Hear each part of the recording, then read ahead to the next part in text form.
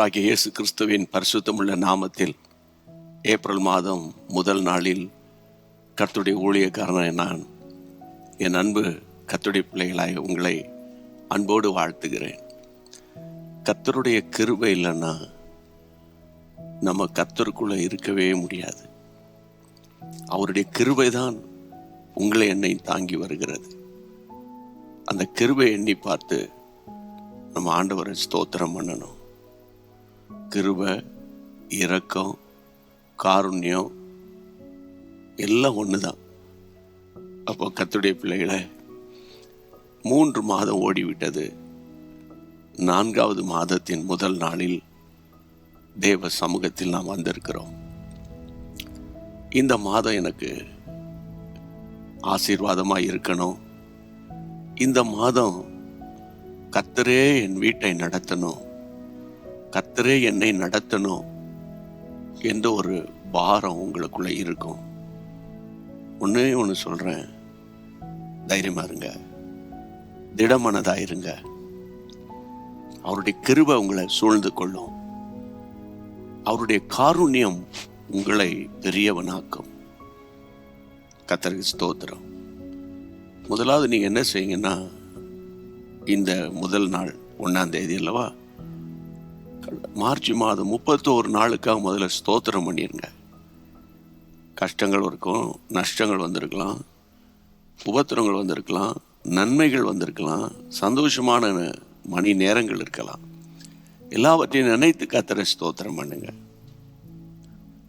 அதே போல இந்த 1ஆம் தேதியை நினைச்சு, எசப்பா இந்த 1ஆம் தேதி மட்டும் இல்லை, ஏப்ரல் மாதம் முழுவதும் 1 உங்களுடைய வருகை தாமதிக்குமானால், 2 இந்த பூமியில கர்த்தர் எனக்கு ஆயுள் நாட்களை கொடுப்பீரானால், இந்த மாதம் முழுவதும் ஆண்டவரே உம்முடைய பிரசன்னத்தினால என்னை நிரப்புங்க, உம்முடைய பிரசன்னத்தினால நிரப்புங்க, உம்முடைய ஆலோசனையினால என்னை நிரப்புங்க.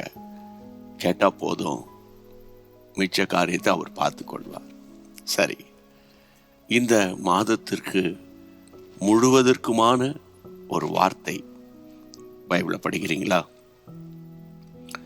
கர்த்தருடைய பிள்ளைகளே, ஏசாயா தீர்க்கதரிசியின் புத்தகத்துல 9ஆம் அதிகாரத்தில் அந்த 6ஆம் வசனத்துல, நானும் அதை திருப்புறேன், நீங்களும் திருப்பி 9ஆம் அதிகாரம் 6ஆம் வசனத்துல,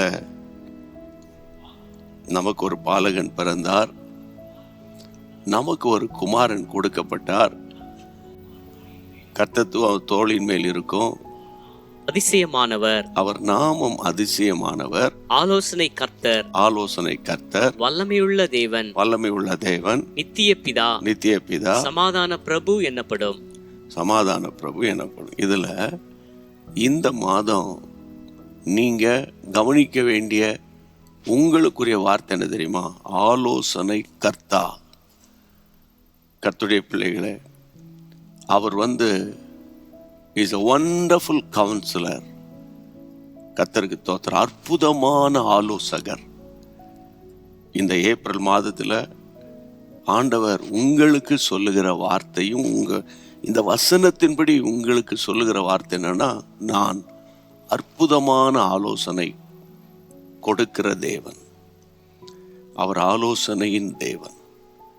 அப்போ இந்த மாதம் முழுவதும் ஆண்டவரை நான் என்னை நடத்த, என் பிள்ளைகளை நடத்த, என் குடும்பத்தை நடத்த, என் எதிர்காலத்தை நடத்த, இளைஞர்கள் என் வாலிப வாழ்க்கையை நடத்த எனக்கு ஆலோசனை கொடுங்கப்பா. ஜெபம் பண்ணுவோம் கர்த்தரை நோக்கி. எங்கள் அருமையான ஆண்டவரே, அனுதினமும் ஆவியானவரோடு என்ற இந்த குறுஞ்செய்தியில, ஆவியானவரே இந்த மாதம் முழுவதற்குமான ஆலோசனையை கொடுத்து உம்முடைய பிள்ளைகளை திருப்திப்படுத்தும் என்று இயேசுவின் நாமத்தில் நான் ஜெபிக்கிறேன். கர்த்தர் பொறுப்படுத்திக் கொண்டதுக்காக ஸ்தோத்திரம். இந்த நாள் முழுவதும் மட்டும் இல்லை, ஏப்ரல் 1ஆம் தேதியிலிருந்து கடைசி நாள் வரைக்கும் ஒவ்வொரு காரியத்திலும், வியாபாரத்தில், தொழிலில், ஊழியத்தில், வேலை ஸ்தலத்தில், வீட்டின் காரியத்தில், பிள்ளைகளுக்கு அடுத்த காரியத்தில், சகலவற்றிலும் கர்த்தருடைய பிள்ளைகளுக்கு ஆலோசனை கொடுத்து நடத்துவீராக. இயேசுவின் நாமத்தில் ஜெபங்களும் பிதாவே, ஆமேன். கர்த்தருக்குள்ள சந்தோஷமா இருங்க, திடமனதா இருங்க. இந்த லிங்கை அநேகருக்கு ஷேர் பண்ணுங்க. ஆண்டவருடைய நாமம் மகிமைப்படும். தேங்க்யூ. அன்பான தேவனுடைய பிள்ளைகளே, இச்செய்தி உங்களுக்கு மிகுந்த ஆசீர்வாதமாக இருந்ததென்று நாங்கள் நம்புகிறோம். தொடர்ந்து எங்கள் செய்திகளை கேட்டு கர்த்தருக்குள் ஆசீர்வதிக்கப்பட ஜீசஸ் மீட்ஸ் மினிஸ்ட்ரீஸ் என்கிற எங்கள் யூடியூப் சேனலை சப்ஸ்கிரைப் செய்யுங்கள்.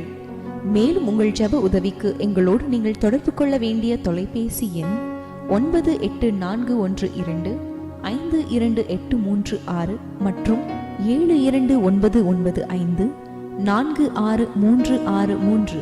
Email gpsrobinson@hotmail.com. கர்த்தர் உங்களை ஆசீர்வதிப்பாராக.